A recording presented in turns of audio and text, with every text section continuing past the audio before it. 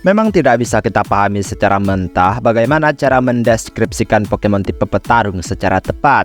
Karena bahkan saat kamu melihat petarung dalam dunia Pokemon, beberapa bisa membingungkan bagaimana mereka bisa mendapatkan tipe tersebut. Sedangkan ada beberapa Pokemon yang terlihat lebih cocok dan bertenaga tapi tidak mendapatkan tipe tersebut.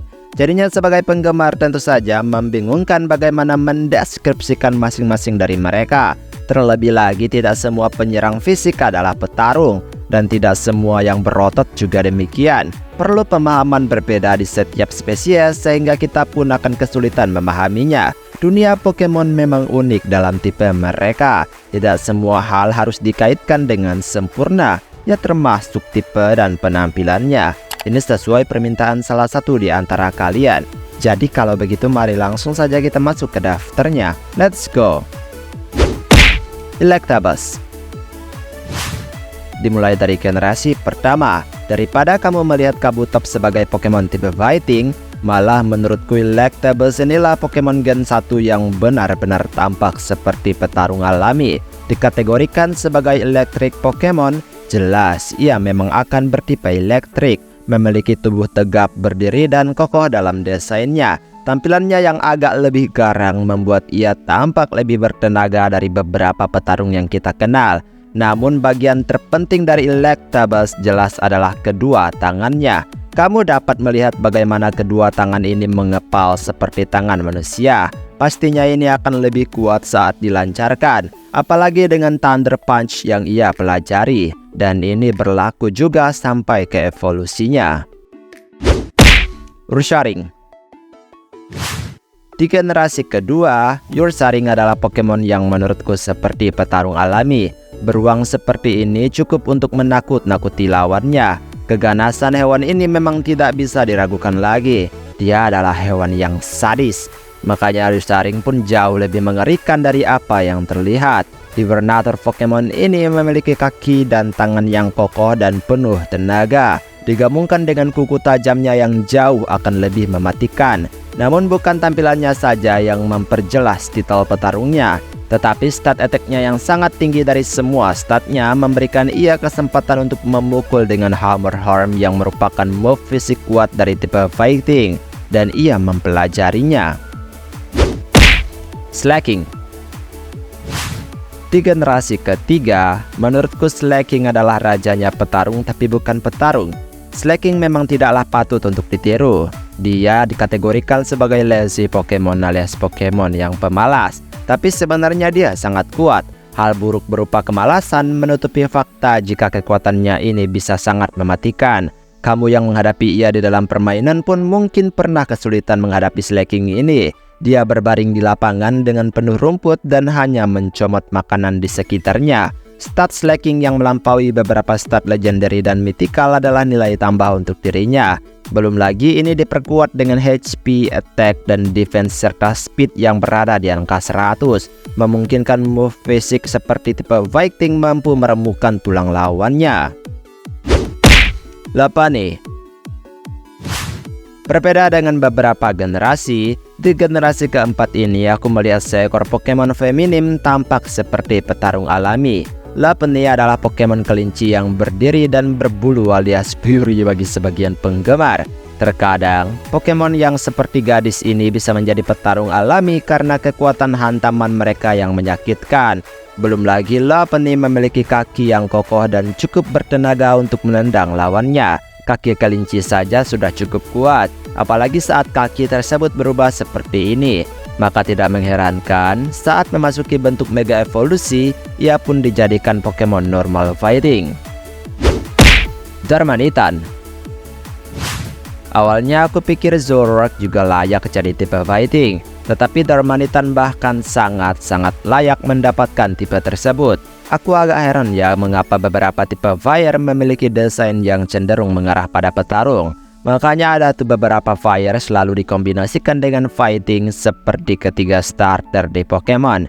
Darmanitan adalah blazing Pokemon, cukup keren sebagai pengendali api. Tetapi aku salfok dengan kedua tangannya yang sangat kokoh. Jelas ini tampak jauh bertenaga jika ia pukulkan, karena kepalan tangan yang kemudian membesar di ujung bisa memberikan damage yang mematikan bagi lawan. Apalagi Darmanitan adalah penyerang fisik, bahkan mempelajari beberapa jurus fighting kuat seperti super power. Greninja. Di Gen 6, Greninja juga seringkali dikira Pokemon Water dan Fighting. Sebenarnya ia juga memang memiliki beberapa ciri petarung. Greninja dari namanya aja adalah ninja. Jelas memiliki taktik dan kemampuan menyerang yang baik. Memiliki speed yang sangat tinggi memungkinkan ia menyerang lebih awal saat dalam pertempuran. Tetapi tentu saja Greninja juga tidak sepenuhnya tampak seperti petarung. Ia mengeluarkan move yang bersifat senjata dan menyesuaikan dunia gelap dari para ninja. Dia petarung juga tidak masalah, tapi kegelapan juga tidak masalah ya kan? Incineroar. Masuk di generasi ke-7, Incineroar adalah Pokemon tipe Fire dan Dark yang merupakan bagian dari starter Pokemon. Ia dikategorikan sebagai Hell Pokemon alias Pokemon neraka. Tidak masalah karena nyambung dengan kedua tipenya.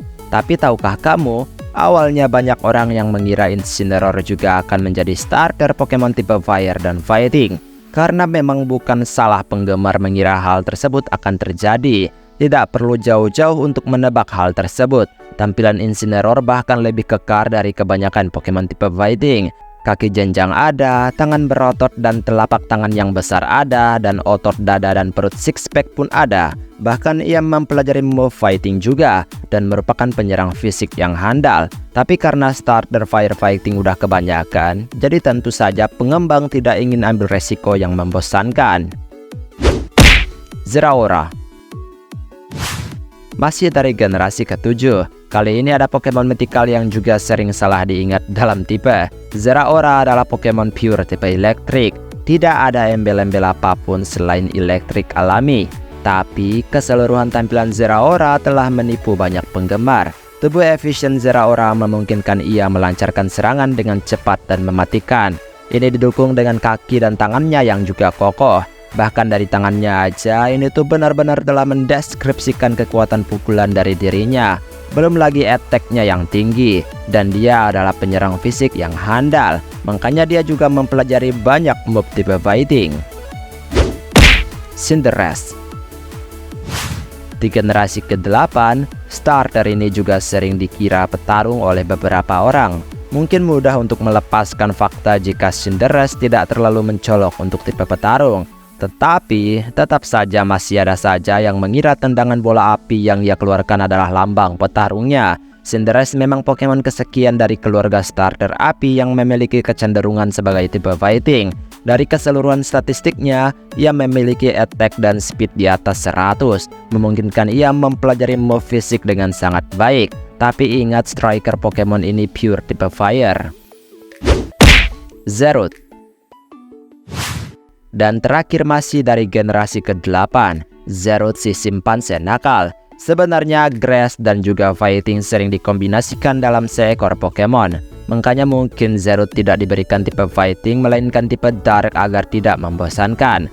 Tapi tampilan Pokemon ini tentu saja telah membawa masuk pemikiran orang-orang jika petarung itu harus seperti ini. Zerud juga merupakan petarung fisik yang handal.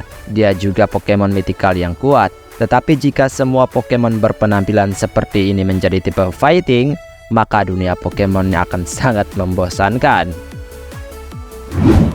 Dan itulah beberapa Pokemon yang sering dikira dan dilihat sebagai Pokemon tipe fighting. Kamu dapat memasukkan pendapatmu di bagian komentar. Baiklah, sampai di sini video hari ini. Maaf jika ada kesalahan kata atau mungkin ada kalimat yang kurang tepat, mohon bantu koreksi. Terima kasih untuk dukungan yang selalu kalian berikan kepada channel ini. Kita ketemu lagi di next video. Aku pamit dulu. Dadah.